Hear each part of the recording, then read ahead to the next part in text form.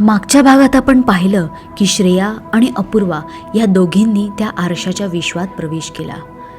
त्या धूसर आणि भयंकर वाटांवरून पुढे जात असताना त्यांना कानठळ्या बसवणारे विकृत आवाज ऐकू येऊ लागले. अचानक त्यांच्यासमोर एक अजस्त्र आणि भीतीदायक आकृती प्रकट झाली. तिने त्यांना त्या आरशाविषयी काही रहस्यमय प्रश्न विचारले आणि तेवढ्यात श्रेयाच्या हाताचा तिथल्या एका दरवाजाला स्पर्श झाला आणि त्यातून भयंकर आत्मे बाहेर येऊ लागले. अपूर्वा आणि श्रेयाने त्यांच्यापासून स्वतःला वाचवण्यासाठी पुन्हा आरशाकडे धाव घेतली आणि शेवटी श्रेयाने अपूर्वाला त्या आरशातून वास्तव जगात ढकलून दिलं. क्षणातच तो दरवाजा कायमचा बंद झाला. आता पुढे अपूर्वाच्या खोलीतले आत्मे अजूनही भेसूर हसत तिच्या भोवती फिरत होते. त्यांच्या चेहऱ्यावर दुष्ट आनंद होता. खोलीतलं वातावरण भीतीदायक झालं होतं. दारं एकमेकांवर आपटत होती आणि त्या भयावह सावल्या आता हळूहळू खिडकीतून बाहेर पडू लागल्या. बाहेर जाताना त्यांनी शेवटचा एक कटाक्ष अपूर्वाकडे टाकला आणि भयानक आवाजात म्हणाले, आता पुढची शिकार मृत्यू. त्या शब्दांनी अपूर्वाच्या हृदयाचा ठोका चुकला. तिचा मेंदू सुन्न झाला होता. क्षणाचाही विलंब न करता ती आरशाकडे धावली. आरशाच्या पलीकडून श्रेया तिला पाहत उभी होती आणि तिच्या मागे ती लालसर डोळ्यांची आकृती. ती आकृती सावकाशपणे श्रेयाच्या दिशेने पुढे सरकत होती. त्या क्षणीच काळी सावली श्रेयावर झपाट्याने झेपावली आणि एका क्षणात श्रेयाला त्या अथांग अंधारात सामावून घेतलं. अचानक आरशाच्या आतून एक वादळासारखा प्रचंड झोत बाहेर पडला. खोलीतली प्रत्येक वस्तू त्या विचित्र शक्तीच्या दाबाने थरथर कापू लागली. पुढच्या क्षणीच आरशातून तेजस्वी प्रकाशाची एक लाट उसळली. तो प्रकाश इतका तीव्र होता की संपूर्ण खोली प्रकाशमान झाली. अपूर्वा दचकून मागे फेकली गेली आणि तिच्या कानांमध्ये एक भेसूर किंचाळीचा आवाज घुमत राहिला. श्रेयाची शेवटची किंचाळी. त्या क्षणी एक भयंकर स्फोट झाला आणि तो आरसा हजारो तुकड्यांमध्ये विखुरला. अपूर्वा जबरदस्त धक्क्यात होती. काही मिनिटांनी तिने हळूहळू डोळे उघडले, पण आता खोलीत नीरव शांतता होती. आरसा तुटून त्याचे शेकडो तुकडे जमिनीवर विखुरले होते. ती सावली गायब झाली होती आणि खोली आता रिकामी वाटत होती. पण श्रेया तिथे नव्हती. अपूर्वाने श्रेयाला आवाज देण्याचा प्रयत्न केला, पण कुठूनही उत्तर आलं नाही. अपूर्वा थरथरत त्या आरशांच्या तुकड्यांकडे पाहत होती. तिला हे जाणवत होतं की श्रेया अजूनही त्या तुकड्यांमध्ये अडकली आहे आणि तिच्या आत्म्याने आरशाचं दार बंद केलंय. अपूर्वा तुटलेल्या आरशाच्या तुकड्यांना हातात धरून सुन्नपणे बसली होती. श्रेयाच्या शेवटच्या किंचाळीचा आवाज तिच्या कानात घुमत होता. खोलीत नीरव शांतता होती, पण अपूर्वाच्या मनात एक प्रचंड वादळ घोंघावत होतं. श्रेयाचा चेहरा, तिच्या डोळ्यातली वेदना आणि ती शेवटची हळूच दिलेली हसरी निरोपाची नजर, हे सारं तिच्या मनावर कोरलं गेलं होतं. अपूर्वा त्या आरशाच्या तुकड्यांमधून श्रेयाचा चेहरा शोधत होती. प्रत्येक तुकड्यात काहीतरी वेगळं दिसत होतं. कुठेतरी श्रेयाचा भीतीने सुन्न झालेला चेहरा, तर कुठेतरी तिच्या किंकाळीचं प्रतिबिंब, तर कुठेतरी तिचं स्वतःचंच विकृत प्रतिबिंब. पण जेव्हा तिने एका तुकड्यावर नजर टाकली तेव्हा ती भीतीने कोठून गेली. त्या तुकड्यात श्रेयाचा चेहरा स्पष्ट दिसत होता. तिचे डोळे अजूनही अपूर्वाकडे रोखलेले होते, पण त्या डोळ्यात वेदना नव्हती, तर एक विचित्र भेसूर हास्य होतं. अपूर्वा दचकून मागे सरकली. तिच्या हातातला तुकडा जमिनीवर पडला आणि ती घाबरून आरशाच्या तुकड्यांपासून दूर जाण्याचा प्रयत्न करू लागली. पण तिच्या डोळ्यांसमोर तो हसणारा विकृत चेहरा पुन्हा पुन्हा येऊ लागला. अपूर्वाने थरथरत त्या आरशाचे सगळे तुकडे गोळा केले आणि कोणताही विचार न करता बाहेर जाऊन कचऱ्यात फेकून दिले. पण त्या तुकड्यांमध्ये अजूनही एक चमक होती. ते तिच्यावर नजर ठेवून होते. त्या घरात आता एक क्षणही थांबणं तिला असह्य झालं होतं. श्रेयाचा तो शेवटचा क्षण, तिची किंकाळी आणि त्या विकृत आत्म्यांचा धडकी भरवणारा कटाक्ष, हे सगळं पुन्हा पुन्हा तिच्या डोक्यात घुमू लागलं होतं. ते घर आता तिच्यासाठी घर नव्हतं, तर एक शापित जागा बनली होती, जिथे हळूहळू ती वेडी होईल आणि कदाचित गायब सुद्धा. लवकरच तिने शहर सोडण्याचा निर्णय घेतला. पण काही गोष्टी जागा बदलूनही मागे राहत नाहीत. अपूर्वा आता चेन्नईमध्ये स्थायिक झाली होती. तिचं आयुष्य हळूहळू स्थिरावत होतं. पण मनाच्या खोल कप्प्यात अजूनही त्या शापित आरशाच्या आठवणी दडून बसल्या होत्या.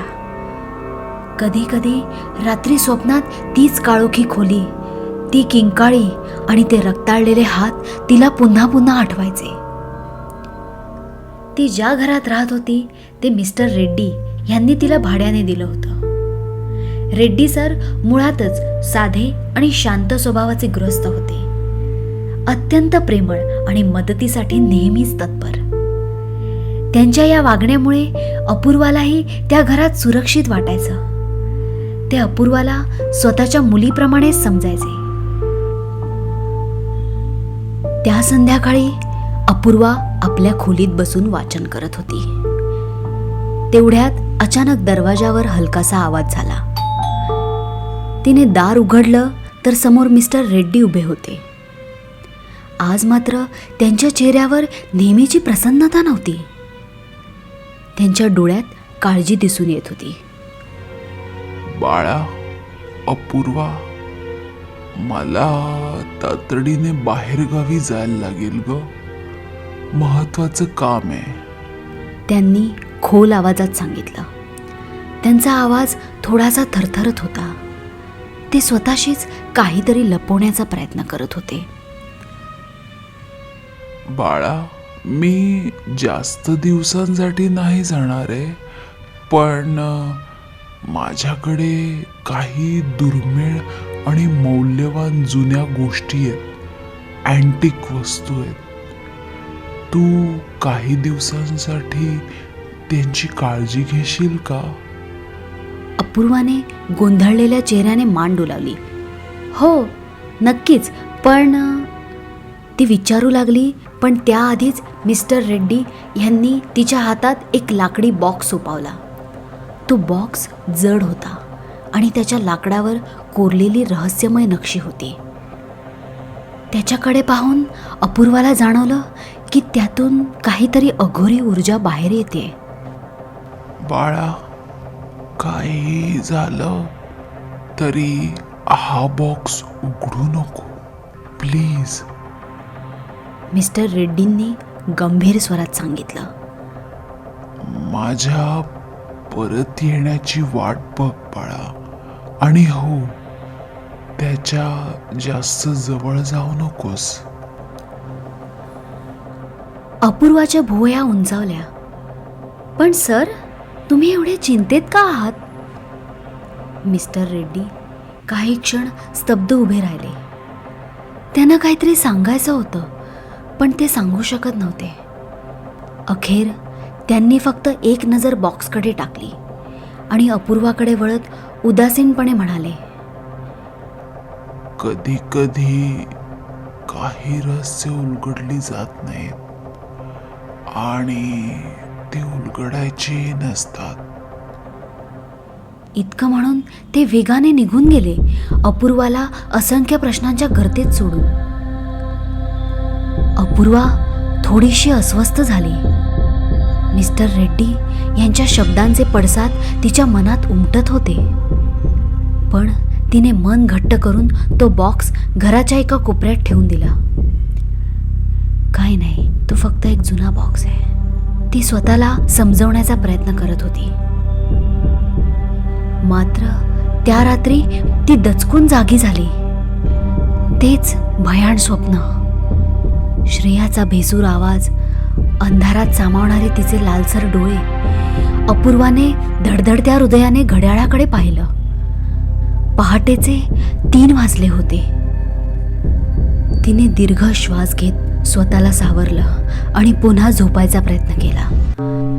पण अचानक बाहेरच्या खोलीतून कसलासा आवाज येत होता. भिंती आडून घरात काहीतरी सरकत होतं.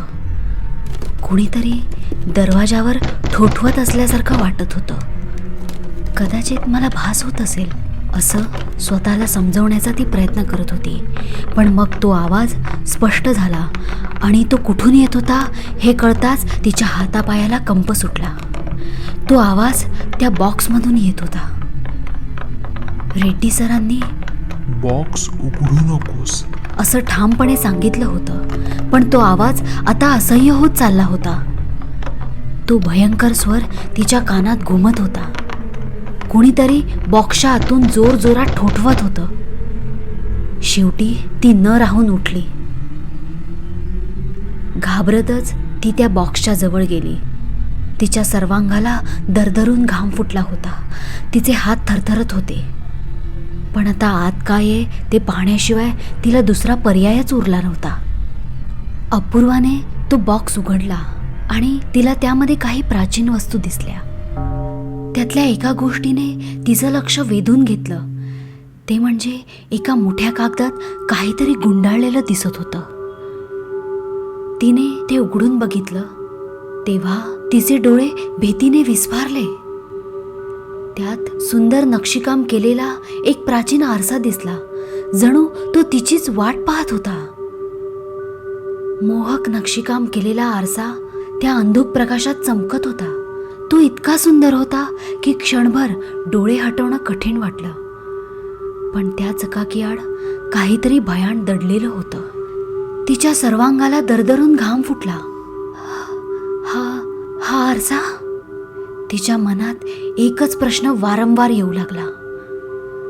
तेवढ्यात त्या आरशात काहीतरी हालचाल झाली आणि तिला पुन्हा एकदा श्रेयाचा चेहरा दिसला तिच्या लालसर डोळ्यांसोबत. आणि त्या चेहऱ्याने अपूर्वाकडे पाहत गंभीर स्वरात म्हटलं, काही गोष्टी संपत नाहीत अपूर्वा. त्यांना फक्त दुसऱ्या रूपात जन्म मिळतो. जर तुम्हाला हा व्हिडिओ आवडला असेल तर या व्हिडिओला लाईक, कॉमेंट आणि शेअर करा.